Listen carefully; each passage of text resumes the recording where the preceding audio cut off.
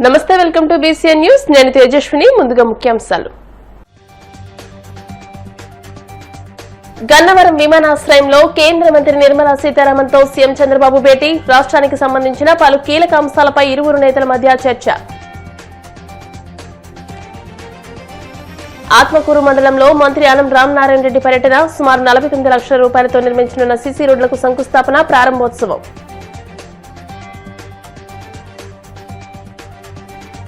కూటమి ప్రభుత్వంలో అన్ని వ్యవస్థలు విధ్వంసమయ్యాయన్న మాజీ మంత్రి పేర్ని నాని. వైసీపీపై అంతులేని కక్ష సాధింపు చర్యలకు పాల్పడుతుందని ఆగ్రహం.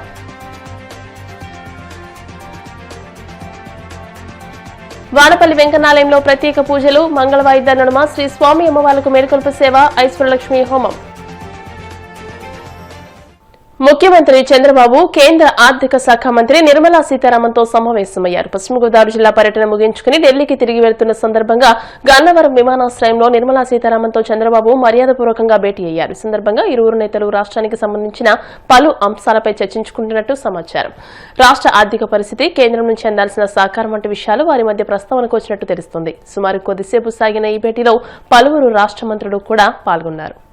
నెల్లూరు జిల్లా ఆత్మకూరు మండలం వాసిలి గ్రామంలో జాతీయ రహదారి నుంచి వాసిలి గ్రామం వరకు సుమారు 49 లక్షల రూపాయలతో పంచాయతీరాజ్ శాఖ ద్వారా నిర్మించి తలపెట్టిన సీసీ రోడ్లకు మంత్రి ఆనం రామనారాయణ రెడ్డి శంకుస్థాపన, ప్రారంభోత్సవం చేశారు. అనంతరం ఆయన మాట్లాడుతూ నియోజకవర్గ పరిధిలో సుమారుగా 5 లిఫ్ట్ ఇరిగేషన్ పథకాలకు మరమ్మతులు చేయడం జరుగుతుందని అన్నారు. లిఫ్ట్ ఇరిగేషన్ పథకాల ద్వారా చివరి ఆయకట్టు భూములు కూడా వ్యవసాయ ఆమోదయోగ్యం పొందడం హర్షణీయమని అన్నారు. రాష్ట్రంలో అనేక లిఫ్ట్ ఇరిగేషన్ పథకాలకు నిధులు మంజూరు చేయడం జరిగిందని అన్నారు. ఎన్నికల్లో చేసిన వాగ్దానాల మేరకు అభివృద్ధి పనులు చేపట్టడం జరిగిందని అన్నారు. వచ్చే నాటికి 10.5 లక్షల కోట్ల అప్పుల భారంతో మనం అధికారం తీసుకున్నాం. అభివృద్ధి అనేది రోడ్లు, త్రాగునీరు, గ్రామాల్లో ఉన్నటువంటి ప్రభుత్వ భవనాలు ఒకటొకటిగా మెరుగుపరుచుకుంటూ వస్తున్నాం. ఇవాళ రోడ్లు వేసే కార్యక్రమంలో మన ఈ యొక్క వాసిలి గ్రామానికి ఈరోజు శంకుస్థాపన చేసేవి కానీ, ఇప్పటికే సిమెంట్ రోడ్లు మంజూరు చేసినవి కానీ 87.5 లక్షల సీసీ రోడ్లు వాసిలి గ్రామ పంచాయతీలో మన ప్రభుత్వం వచ్చాక ఇవ్వడం జరిగింది. ఈ ఒక్కరోజే ఈ రోజు చేసేటువంటి దాదాపుగా 49 లక్షల రోడ్డు. ఈ రోడ్డు జాతీయ రహదారి నుంచి గ్రామంలోకి వెళ్ళేటువంటి సిమెంట్ రోడ్డు సరిగా లేదు, మా రోడ్డు బాగలేదు అని చెప్పి చౌదరి అడుగుతూ ఉంటాడు. నేను జిల్లా మండల పార్టీ అధ్యక్షుడిని, నువ్వేమో పార్టీ అధ్యక్షుడిగా ఉండమంటావు, నా ఊరికే రోడ్డు లేదంటాడు. ఎప్పుడు అదొక తగాదు. ఏ ఊరికి ఏదన్నా చేస్తామంటే నా సంగతి ఏంది అంటాడు మీ చౌదరి. ఈ రోజు దాన్ని దృష్టిలో పెట్టుకుని 49 లక్షల రూపాయలు మంజూరు చేసి వాసిలికి రోడ్డు సౌకర్యం ఏర్పాటు చేయడానికి నిధులు ఇవాళ మంజూరు చేయడం జరిగింది. దానికి ఇవాళ శంకుస్థాపన. దీంతో పాటు మరిన్ని సీసీ రోడ్లు, ఇంటర్నల్ రోడ్స్ కూడా ఇచ్చాం. ఆత్మకూరు మండల పరిధిలో మంచినీళ్ల స్కీములు, జలజీవన్ మిషన్ అనేటువంటి ఒక పథకం కింద 19,15,79,000 రూపాయలతో 76 పనులకి టెండర్లు పిలిచాం. టెండర్లు కూడా పూర్తయ్యాయి. ఈ సంవత్సరం ఆ పనులు కూడా మొదలు పెట్టిస్తానని చెప్పి మీకు మనవి చేస్తాను. ఈ జేజేఎం అనేటువంటి పథకం కింద మంచినీళ్ల స్కీములు మన నియోజకవర్గంలో 336 పనులు మంజూరు చేశాము.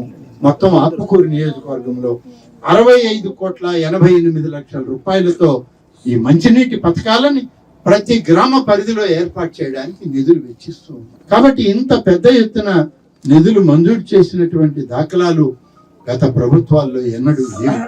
ఈనాడు కూటమి నాయకత్వంలో చంద్రబాబు నాయుడు గారు ముఖ్యమంత్రిగా, ఉప ముఖ్యమంత్రిగా ఉన్నటువంటి శ్రీ పవన్ కళ్యాణ్ గారు మన నియోజకవర్గం పట్ల ప్రత్యేక శ్రద్ధతో మనం అడిగినవన్నీ కూడా మంజూరు చేసి నిధులు ఇవ్వడం జరుగుతుంది. రాష్ట్రంలో అన్ని ప్రాంతాలు ఒకవైపు అయితే మన ప్రాంతం ఒక రకం. ఈనాడు ఎన్డీఏ కూటమి పాలనలో పంచాయతీరాజ్ వ్యవస్థ ద్వారా 78,62,00,000 రూపాయలతో పనులు, మంచినీటి స్కీముల RWS ద్వారా 65 కోట్లతో 88 లక్షల రూపాయలతో పనులు, మొత్తం కలిపి తొలి సంవత్సరం పంచాయతీరాజ్ RWS 2 స్కీముల కింద, 2 పథకాల కింద 144,50,00,000 రూపాయలు మంజూరు అయ్యించి పనులు మొదలు పెట్టింది. ఇంత పెద్ద ఎత్తున ఆత్మకూరు నియోజకవర్గానికి గత ప్రభుత్వం ఏనాడు డబ్బు ఇచ్చిన దాఖలాలు లేవు. ఆనాడు కూడా మంత్రులు ఉన్నారు ఈ నియోజకవర్గం నుంచి, ఆనాడు కూడా అధికార పార్టీ ఎమ్మెల్యేలు ఉన్నారు. కానీ నిధులు మంజూరు చేసుకునే శక్తి లేదు, చేసిన పరిస్థితులు లేవు. ఇవాళ కూటమి ప్రభుత్వంలోనే ఇంత పెద్ద ఎత్తున నిధులు సమీకరించుకొని పనులు మొదలు పెట్టాం. తొలి సంవత్సరంలోనే ఈ పనులన్నీ జరుగుతున్నాయి. ఇంకా 3.5 సంవత్సరాల సమయంలో ఇంకా అభివృద్ధి జరుగుతుంది.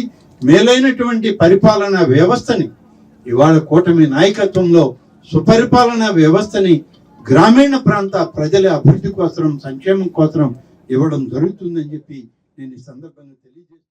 ఫ్లెక్సీల వద్ద జంతు బలులు, రక్త తర్పణాల జాడ్యం మొదలుపెట్టిందే టీడీపీ కాగా ఇప్పుడు కూటమి ప్రభుత్వ పెద్దలు అనవసరంగా వైసీపీ నిందిస్తున్నారని ఆ పార్టీ కృష్ణా జిల్లా అధ్యక్షుడు మాజీ మంత్రి పేర్ని నాని ఆక్షేపించారు.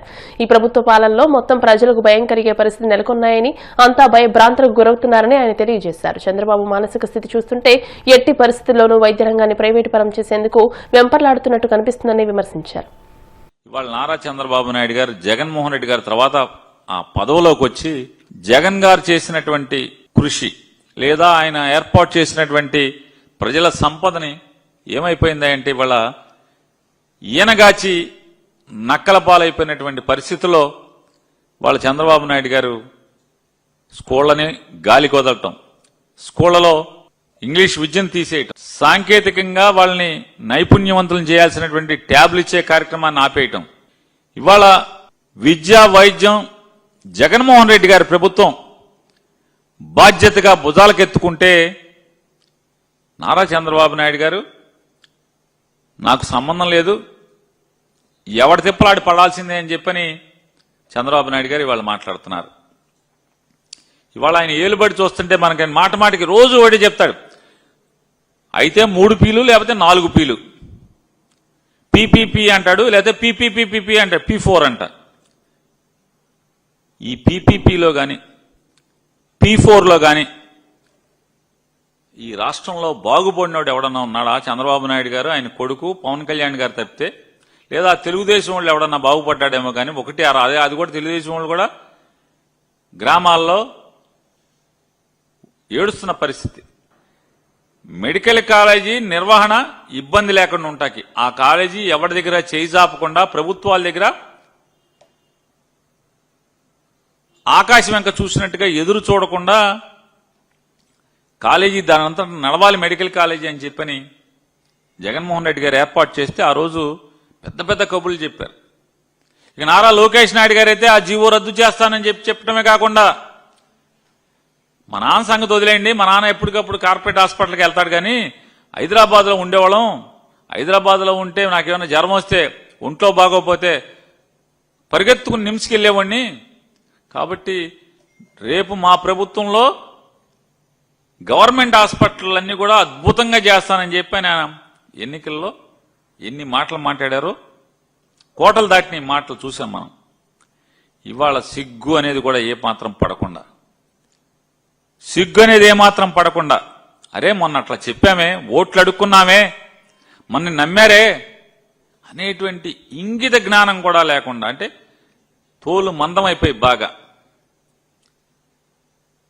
ఈ రకంగా ఇవాళ తప్పుడు నిర్ణయం తీసుకుని కాలేజీ మొత్తం అప్పనంగా ప్రైవేట్ వాళ్ళకి అప్పచెప్పేయటం చంద్రబాబు నాయుడు సహజ లక్షణం. జగన్మోహన్ రెడ్డి గారిది ఒక దుర్మార్గమైన రాజ్యం, రౌడీ రాజ్యం అని చెప్పి మాట్లాడతాడు. రౌడీజాన్ని సహించను, ఎవరినైనా బేడీలేసి రోడ్డెంపటి నడిపిస్తా అని చంద్రబాబు నాయుడు గారు అంటాడు. మోకాళ్ళ మీద ఉంగోబెట్టి కీళ్లు మక్కిలు ఎరగొడతానని ఇంకో ముఖ్యమంత్రి అంటాడు. సైలెంట్. ఇంకో ముఖ్యమంత్రి అంటాడు 4 పీలు ఉన్నాయి కదా మెడికల్ కాలేజీలో, 4 పీలు P P P P, peoples property private profit లాగా ఆ ప్రాఫిట్ ఆపేస్తారనమాట. అట్లాగే కూడా సైలెంట్. ఆ ముఖ్యమంత్రి ఇట్టా అంటాడు. ఇక మన రాష్ట్రానికి చాలా ధైర్యశాలి, దీశాలి, మరో రాణి రుద్రమదేవి, మరో ఝాన్సీ లక్ష్మీబాయి గారు అంతా యశస్సు ఉన్నటువంటి హోమ్ మినిస్టర్ గారు, వారు శాఖ మాత్రం వారు పట్టించుకోరు. హోంశాఖలో మర్డర్లు అయిపోని, కిరాతకాయలు అయిపోని, అమ్మాయిల్ని చెరిచేయని, చెరబట్టని, చంపేయని ఆస్తులు లాక్కొని కబ్జాలు చేయని ఎక్కడ ఆవిడ అసలు మాట్లాడరు.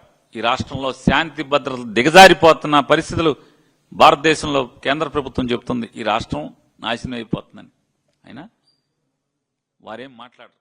కోనసీమ తిరుమలగా వర్ధిల్లుతున్న వాడపల్లి శ్రీ వెంకటేశ్వర స్వామి ఆలయంలో సోమవారం ప్రత్యేక పూజలు వైభవంగా నిర్వహించారు. మంగళ వాయిద్యాల నడుమ శ్రీ స్వామి అమ్మవార్లకు మేలుకొల్పి సేవను నిర్వహించిన అనంతరం ఐశ్వర్యలక్ష్మి హోమాన్ని జరిపించారు. అర్చకులు శ్రీ స్వామి అమ్మవార్ల వసంత మండపంలో అష్టోత్తర పూజలు నిర్వహించగా ప్రత్యేక అలంకరణలో ఉన్న స్వామిని దర్శించుకుని భక్తులు తరించిపోయారు.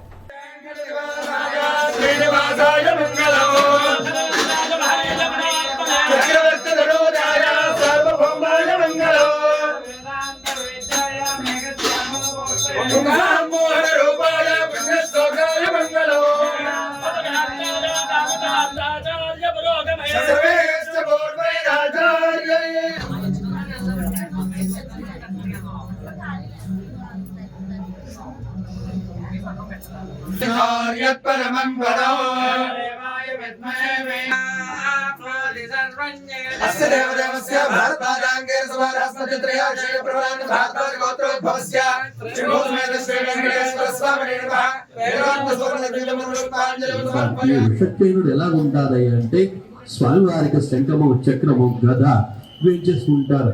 ఈయన కూడా శంఖము చక్రము గద వీడు స్వామివారిని వేడుకుంటూ మొట్టమొదటిగా ఆ ప్రధానంద స్వామివారికి 16 షోడశ ఉపచారాలు చేశాం. అర్ఘ్యభాజ్య అభయరేంద్రియావృద్ధిం యహ జన్మనే దయే దక్షిణ పర్యంతం బాల్య యవ్వన కౌమార వార్ధకేణ ప్రజ్ఞాన విజయ అభయ ఆయు ఆరోగ్య ఐశ్వర్య దశ పూర్వేష దశ అపరేష మధ్వంసన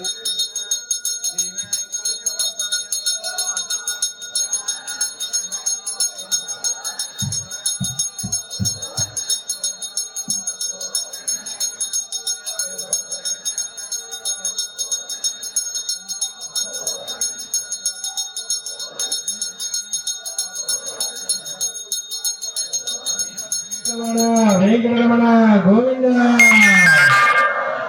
ఆపదముక్కులవాడ అనాథరక్షక గోవింద వైకుంఠవాస గరుడ వాహన గోవింద వాడపల్లి వాస శ్రీ శ్రీనివాస గోవింద శ్రీ వెంకటనివాసాయ శ్రీనివాసాయ మంగళం మంగళం గోత్రయంత్రాయ మహనీయ గుణాత్మనే చక్రవర్తుదోదాయ సార్వభౌమాయ మంగళం వేద వేదాంత వేదాయ శ్యామోహన రూపాయ స్వాగాయ మంగళం కళ్యాణాత్మకాయ కాళిదాసప్రదాయ గోవింద ఆపదముక్కులవాడ అనాథరక్షక గోవింద వైకుంఠవాస గరుడ వాహన గోవింద వాడపల్లి వాస శ్రీ శ్రీనివాస గోవింద గోవింద గోవింద వాడపల్లి వాస శ్రీ వెంకటేశ గోవింద గోవింద